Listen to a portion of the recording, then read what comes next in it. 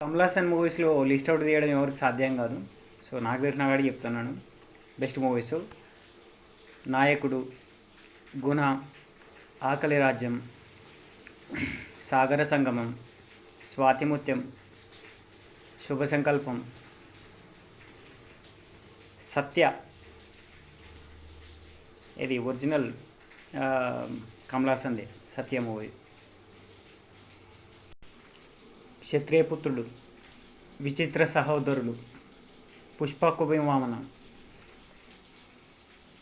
ఇంద్రుడు చంద్రుడు, భామనే సత్యభామనే, దశావతారం.